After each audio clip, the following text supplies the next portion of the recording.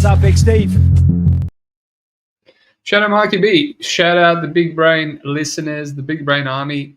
Recap for UFC Shanghai and all the regionals, all the boxing from last week. Big week, right? I wanted to grind. I wanted to get some good profit because August has been up and down. And generally, last 2 years, it's either been a losing or break-even month or a downslope. So I said, F it. I already had my downslope January, February for the first time ever. So I can't have any more losing months. So did I do all right? Yes, I did. We smashed this last week. 3,100 profit all up. So let's get into it. Let's go through every little bit. I won't be too long. There's no UFC next week, so I don't really know what I'm going to break down or what I'm going to bet on. I don't even know any boxing that's on. So I thought might as well do recap and then potentially an early tease, and we'll go from there. Alrighty, let's get into it. So Contender Series, I made about $300. Lost $300 on the first episode, break even. Didn't want to force much. I'll discuss it more in the actual Contender Series episode after the weigh-ins. I'll try to bring on a different guest because Scrap Capper is busy, but we'll leave that for another time. Let's get the boxing out of the way, and then we'll because a lot of people don't care about the boxing, but the bets were good, so we'll get that out of the way, and then we'll go on to the MMA. Subhuman Gaucho, live for Big Brain MMA Pod. What are the chances? I don't know, my friend. I feel like this is prime time in America, right? I thought I did okay. Welcome. Alrighty, so Sky Nichols versus Singh. This is the only bet I gave out on this card. This was an Australian card. A lot of people are on it. Dogfather, my boy. I always forget his name from Twitter. A lot of the sharps were on it. And just another one of those squash matches. I ended up putting a unit on it, $1.70 for Sky to finish this cab driver. And, I was like, man, she has no power, but if it's really a squash match, I should go bigger. So I ended up putting 900. So I put 900, won $600 there, 615. Could have been a 2-unit play, could have been more. But honestly, these boxing bets, this is a new edge that I found in 2025 that I never thought I would. So I haven't really been playing many money lines, but why would I, right? This other boxing card, this was Wednesday. So this was, again, in Australia and nighttime after Contender Series. So this was Nikita Zhu, another one of Zhu's sons, and he was in a squash match, and so was Michael Zarafa. And again, it was pick'em at under 5.5 rounds.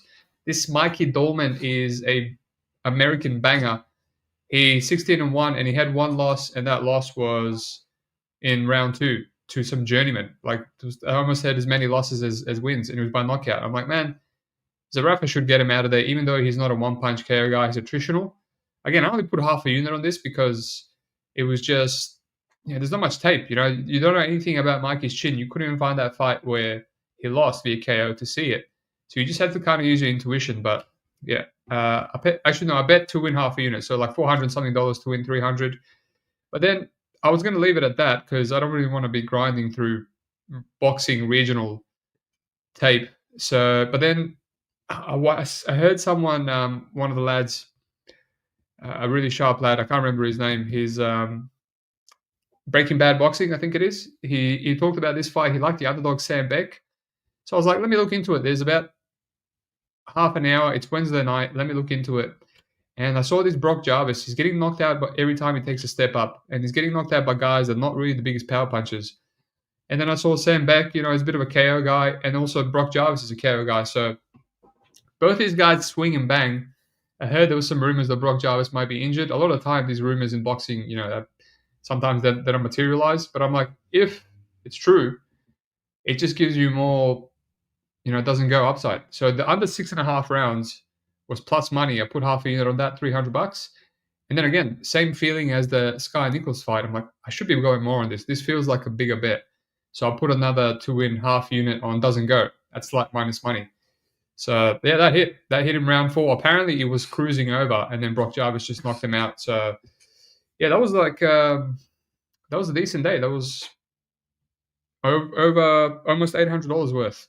So when that happened, and my $300 in Contender, and I was like, man, this is this is only halfway through the week, and this could be a good card. This could be a good weekend. So then I got really G'd up. I got really G'd up for PFL, which is generally, you'll see when I go over the August recap, I lose a lot of money because I force a lot of stuff on PFL. So I'm like, you know what? I'm going to make sure PFL is good this week. I don't want to lose my profits. But let's go into more comments before I move on. Subhuman, yourself and Dog low-key boxing goats. Real ones know, mate. When me and Dogfather line up on a boxing bet, it's hitting. It's hitting. That's I'm still making my Discord video. My boy Scrap, he's in there too, and he knows his boxing as well. And yeah, man, the reason I'm making a Discord video now is just because I feel like now is the time to tell the world. It's flourishing. The people that are in there and whatnot. MMA guy, what's up, my friend? Big weekend for the MMA guy. 6 Hound competing with Adam Vigel for viewership right now. Big mistake. I actually wanted to play Adam, so I'll be a little bit disappointed if he wins. I'm always fading Polizzi, but all right. So we're into the PFL, right? We have like $1,000 profit on contender, and I'm not forcing shit here. So I started looking at the card. I wanted to play Ramazanov. Had a bad feeling. Left it. I left the first fight, just a shit show fight. I ended up live betting Silveira. He was underdog after round one, even though he clearly won round one. I'm like, yeah, Murad looks like shit. 300 on Silveira to win 360, a little bit over half a unit. That's all I wanted. It is PFL after all. He ended up winning 30-27, so good start. Nothing on the Carl Williams fight, nothing on the Sviana fight. Impa care.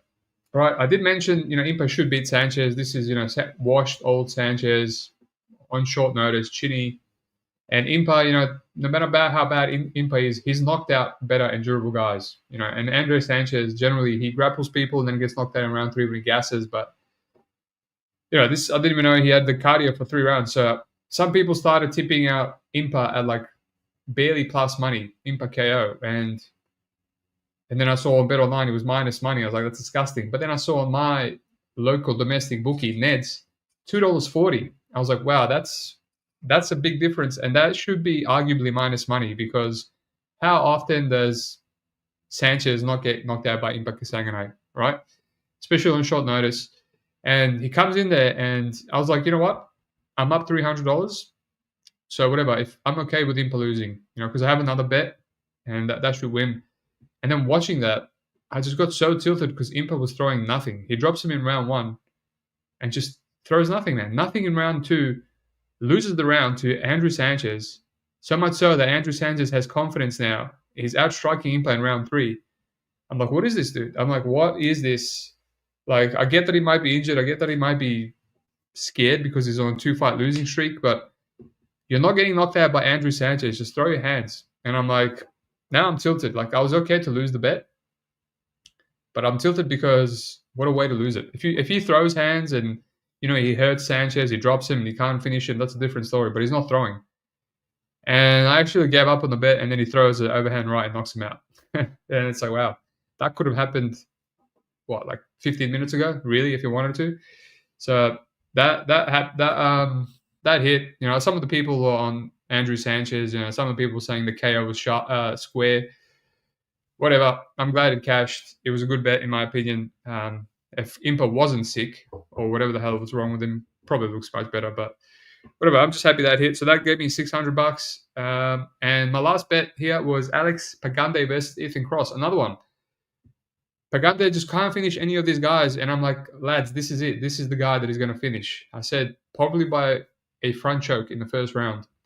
And, it wasn't still, you watch a lot of his fights, he's hurting people, he doesn't finish it. I'm like, this, it's not the most brave bet. But end of the day, their line is under 2.5 rounds, the same as they would his 1.5 usually, $1.60. So I played to win half a unit. And yeah, that hit round 1 sub. So I'm up 1,200. 2 full units on PFL. Nothing was forced. I liked every single bet. And honestly, I could have played the over 2.5 rounds in Popov Romanov, but I was a little bit scared of my profit, and I could have played the under 4.5 rounds against, in the main event, Dalton Rosta Edwards, but I was just like, you know what, let's keep these 1,200. Let's not mess it up. It's currently a 2K weekend, so could have done a bit more there. And honestly, I'll talk about that soon enough. So we're 2K up, and we're going into Road FC. Subhuman, Impa fought pretty effed. Felt quite dirty. Yeah, I mean, it is what it is. 6 round, Impa washed, all those fights so short. Yeah, he needs to fight less. Darren coming savers from PFL Sniffers. Yeah, that was a pick and fight in my opinion. That was fun. Yep. So road to UFC, and I lost $800 on this one, and this pissed me off. So again, same thing. I'm like, I'm not gonna force anything. We're just gonna tape it. I was a little bit burnt out because PFL was in the morning and this was at night.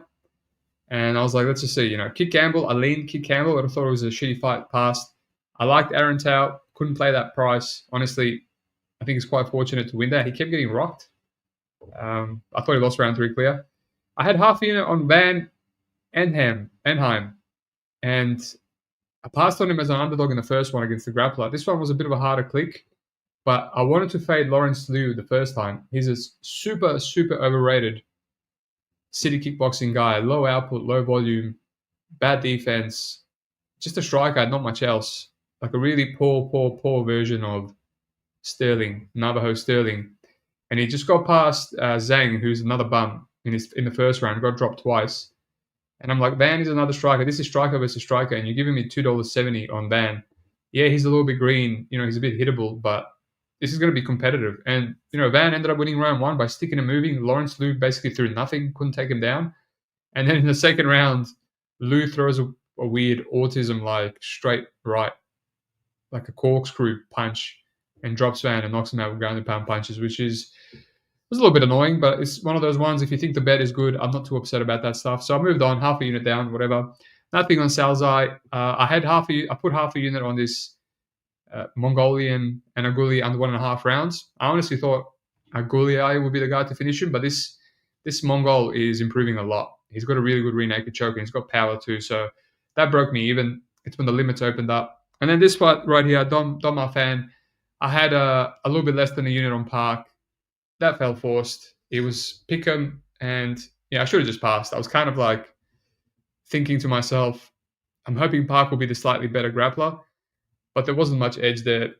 And it ended up being the most tilting fight. Park kept taking him down, kept taking his back, kept getting reversed, and not being able to get up, and lost the clear 30-27. So yeah, that pissed me off. And then I chased with his Sulang Bo under 2.5 rounds. It hurt Kai Zhong a bit.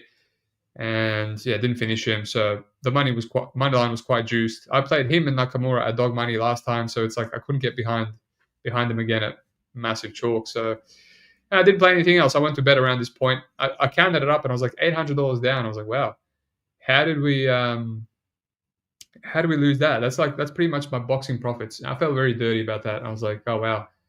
I said I wasn't going to force anything, and unfortunately, that Park bet left me feeling shite. But that's all right. That's all right, because we had LFA and we had UFC coming up, and I had some UFC bets that I thought were going to be easy cashes. So just a quick on LFA. I didn't bet anything. I do have one regret, and that is my boy Nascimento under 2.5 rounds. My friend told me to play it. I was like, oh, Nascimento burned me on his last couple, and then he just ended up finishing this guy in 1 minute. I was like, oh yeah, that's. I was a little bit scared there. I should have just locked it in. So that's all I played there. I did tape the card. I just didn't like anything. And so we're like, yeah, it is what it is. We'll go on to the UFC. And the Sky Nichols, the boxing bet, hit around this time. So I was like, you know what? We're good. We have a lot of bets on boxing. So I taped Uran Dyer, and I kind of wish I played Uran. I said I'll play my minus money, and then when I taped it, I'm like, bit of a shit show fight. But then I also came back around, and I was like, now that he's an underdog, I should pay him, man, because this DR looks. The reason I didn't parlay DR against Ribeiro last time is because he looked like a bit of a fraud, and it was the same type of matchup. Again, dropped by a long guy, Uran, almost finished by Kimura again, and then finished with an Ezekiel from guard. Right? You almost never see that. You get an Ezekiel from mount because you can put your body on, you can put the leverage on his face, but from guard, that's wild. That's wild. Big Bird talking shit per usual. Yeah, I guess I was right about Uran being light heavyweight oral by, eh?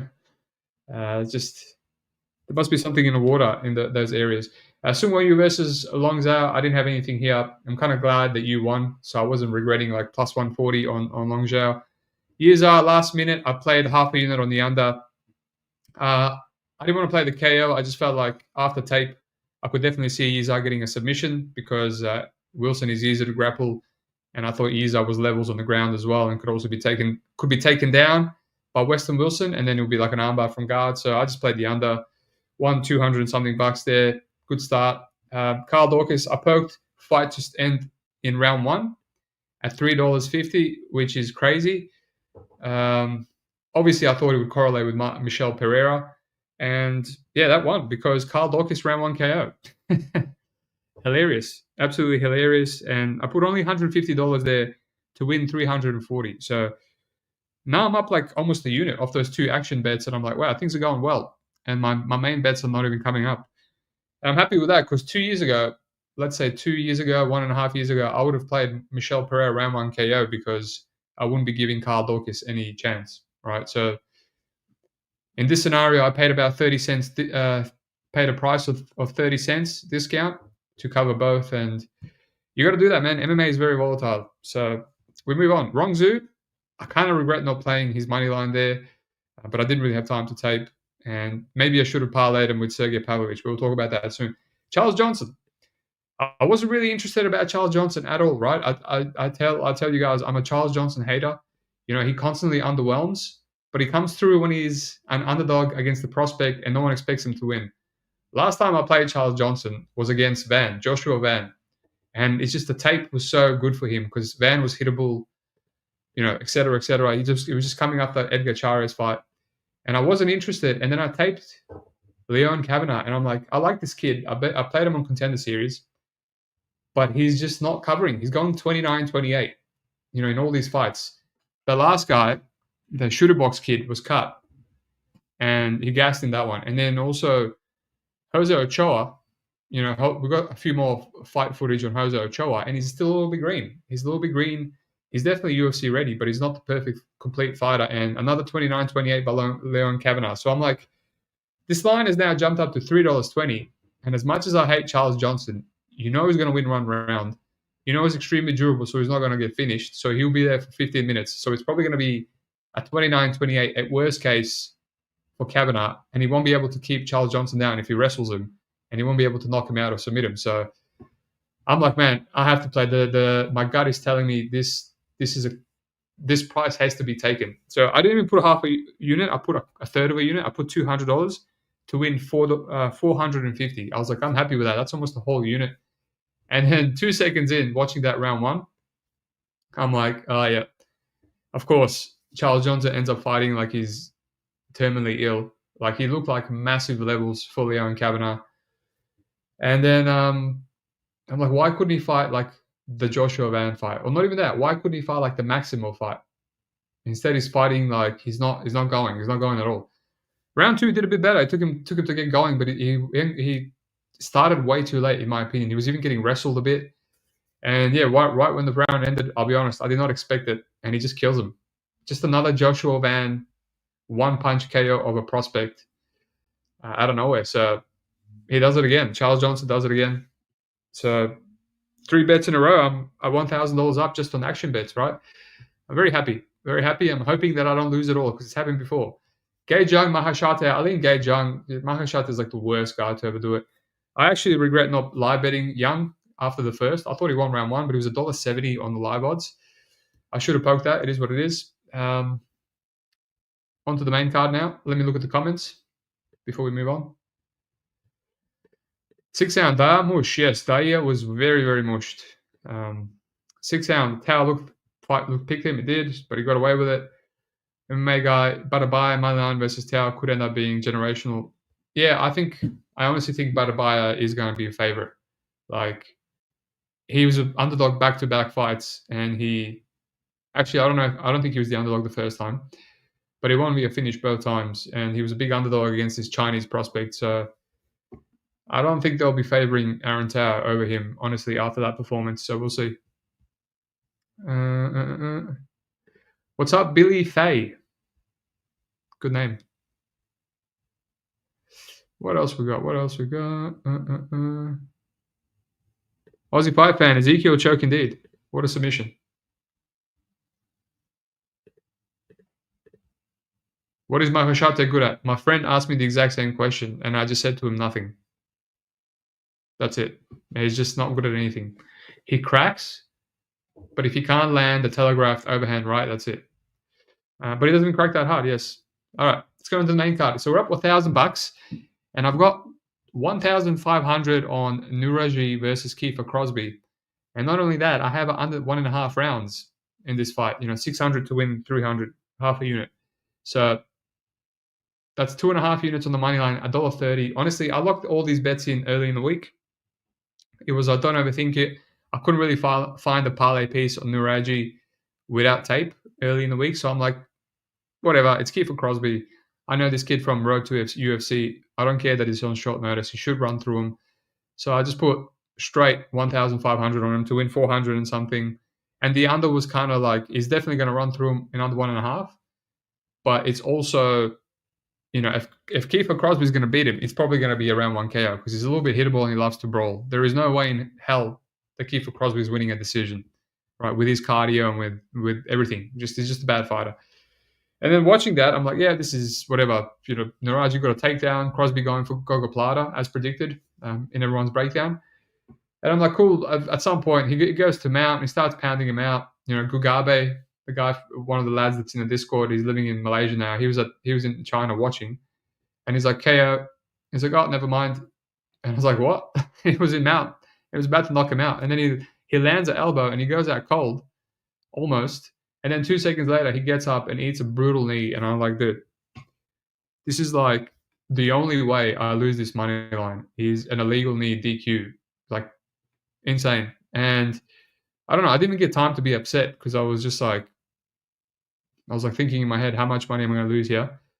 And yeah, before I could even like process what just happened, Goddard is like, all right, get back in there, 2 points. I was like, oh, sweet. And I was like, cool, that's it. This bet is cashing. There is no way a concussed Kiefer Crosby is coming back in this fight and not getting knocked out. And yeah, just Naraji just takes a little bit longer and gets him out of there again, puts him out again. And I was like, wow, I'm glad that cashed. A little bit fortunate, but also a little bit unfortunate. This guy made it harder than he should have. He should have just knocked him out right then and there. So that was a cash that I needed. So 400 on the money line, another 370 on the under. So I'm up 1,700. So pretty much 3 units. So it's a great weekend for me now. I didn't touch Sumadeji Borjas. I thought it'd be a close fight. Pavlovich, this is the one that I wanted to bet. I was even going to lay $1.40, but I was like, you know what, man? It just feels a bit dirty playing $600 on a $1.40 favorite. I got nothing else to parlay him with. I don't think the Aljamain Sterling money line is worth it. So I just left it. I put $70 on like Pavlovich round 1 KO. I didn't really feel like it would happen. I like the over 1.5 rounds, but yeah, it's just same as the PFL. I had a bunch of profit and I missed out on 2 good bets because I didn't want to lose any of the profit. So it is what it is. Sterling, Brian Ortega, I didn't look at this fight for 1 second. And when it got cancelled, I was happy. And then when it came back, I'm like, I'm definitely not taping it now that Ortega's come back from the hospital. It feels very fishy. They have the same manager. And honestly, I felt like everyone hammering the under was a bit like fool's gold.